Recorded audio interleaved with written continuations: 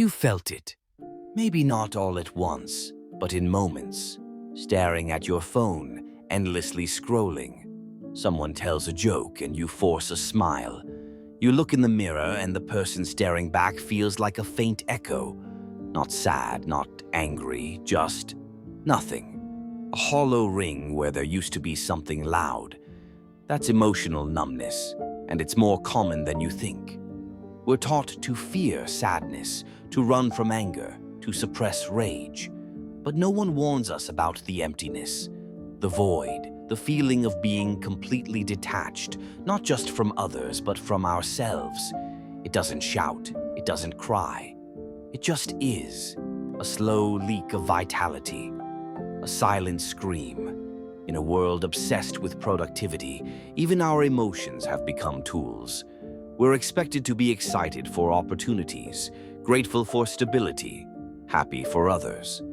The performance never ends, so when the curtain falls and we sit alone, backstage, stripped of the act, we often don't know who's left. Or worse, we don't care. This isn't just a feeling, it's a psychological defense. Emotional numbness or affective blunting isn't your mind giving up. It's your mind trying to protect you from pain, from trauma, from overload. When the brain encounters too much distress over time, be it through loss, abuse, chronic stress, it starts turning down the volume on your emotions. All of them, not just the bad ones.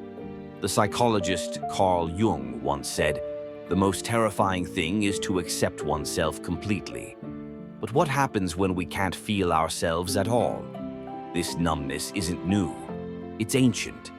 In the aftermath of World War I, soldiers returning from the front lines were diagnosed with what was then called shell shock.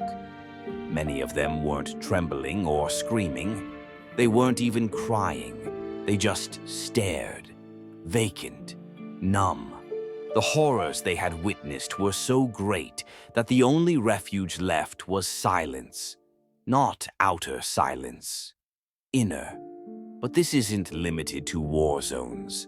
You can experience it in a perfectly tidy apartment, at a well-paid job, in a stable relationship. Emotional numbness isn't about the external, it's about what's been buried deep inside.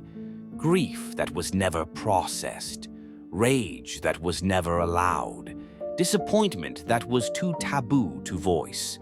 So the mind adapts, it goes quiet. Too quiet. Here's the paradox. You don't just stop feeling pain, you stop feeling joy. That sunrise doesn't quite land.